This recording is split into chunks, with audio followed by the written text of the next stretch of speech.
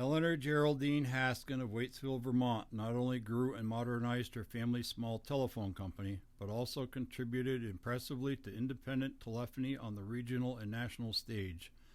The second woman elected to the Independent Telecom Pioneer Association's Telephone Hall of Fame will become its 103rd member. The soon-to-be 100-year-old association, with members in all states and headquarters in Hinesville, Georgia, recognizes individuals who have made outstanding contributions to the independent, non-AT&T telecommunications industry.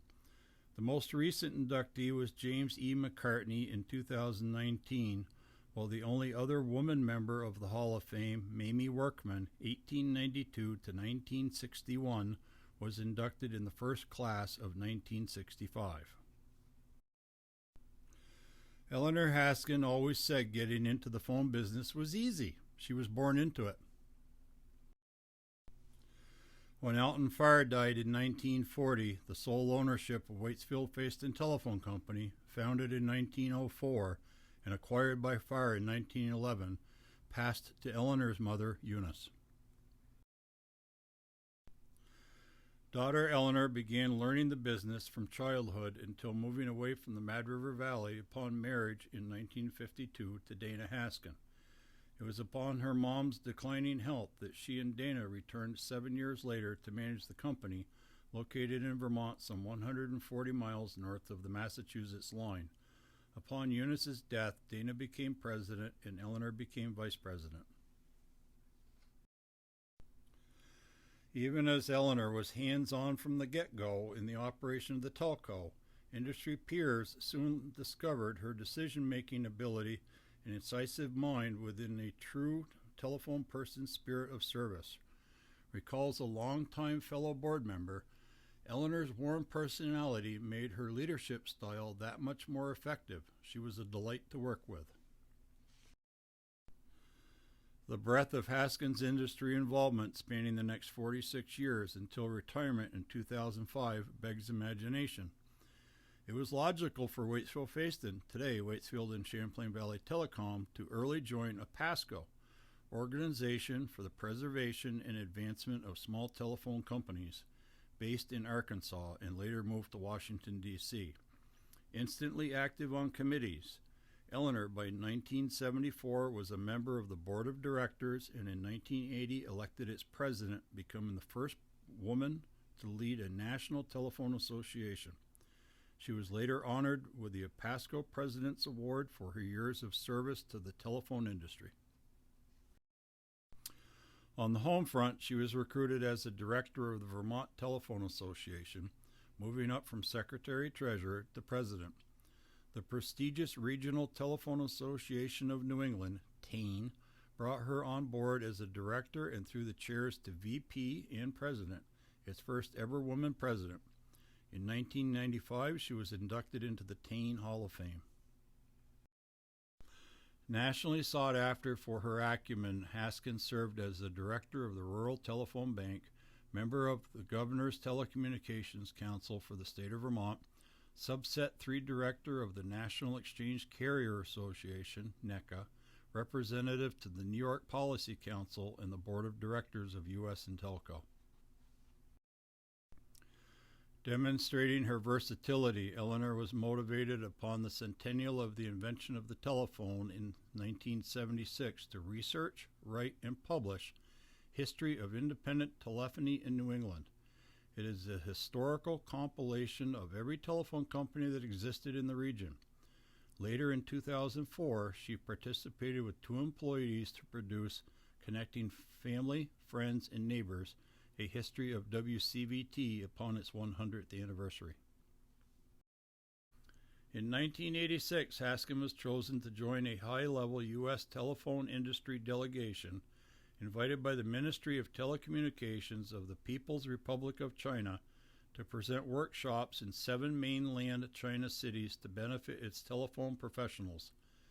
Haskin's lectures on how to take advantage of emerging technologies caught the eye of America's Telecom, formerly Telephone Engineer and Management, magazine, whose feature article in February 1993 highlighted how the telco had kept pace with industry trends, such as Witnessing the development of ski areas, the Haskins took advantage of REA funding and expertise to upgrade their entire system to dial in 1961. Another government loan allowed conversion of the network to a single-party service in 1967. Admitting she was a computer person, Eleanor drove the company toward total integration of record keeping and data, finally computerizing all plant records in 1981. In 1982, construction began to offer cable TV. The company also found new ways to use its telephone directory as a marketing tool. Not surprising that Haskin was big on cross-training. We want everyone in the department to know one another's job. In 1997, the company began Green Mountain Access offering internet service. Several years earlier, on the eve of a major territorial expansion, 99% of its 4,568 subscribers in 1993 rated overall service as good or excellent.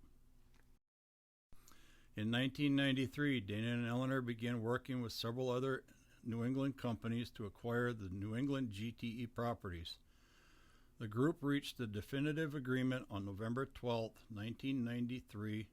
On August 1, 1994, Waitsfield Faiston Tell of Vermont, Lincolnshire Tell of Maine, and Merrimack County Tell of New Hampshire met to sign the papers officially transferring ownership of the GTE properties of New England. With the acquisition of GTE, Champlain Valley of Vermont service territory, it quadrupled the customer and the size of her company overnight. The new service area, which was contiguous to their existing customer base, spread out over 551 square miles over the Appalachian Gap into Vermont's Champlain Valley and extended to Lake Champlain and the New York state line. This transaction doubled their workforce, adding 37 new employees. Still on Eleanor's watch, although her children and added executives were now very active, the expanded company in 1998 and 1999 was recognized by the Vermont Council for Quality with its annual Achievement Award. A year later, Eleanor and the company won the Dean C. Davis Outstanding Vermont Business of the Year Award. The same year, it was presented the U.S. Senate Award for Outstanding Achievement of Economic Productivity. She was singled out in 1997 as Rotary Person of the Year, receiving a Paul Harris Fellowship from the Mad River Valley Rotary Club of Waitsfield, Vermont. A year later, she was chosen a member of the Vermont Business Roundtable. Haskin was listed twice in Who's Who of American Women, in the 1981 International Register of Profiles and International Who's Who of Intellectuals, 1981. And who would have thought that in 1986, Eleanor would be chosen as an international delegate to the World Congress of Martial Arts? Nor did the graduate of Eastman School of Music, University of Rochester, class of 1957, overlook her community as a member of Waitsfield Federated Church, the Ladies Auxiliary of the Waitsfield Fire Department, as an active member of the Order of the Eastern Star, and a Scoutmaster of the Waitsfield Girl Scouts of America.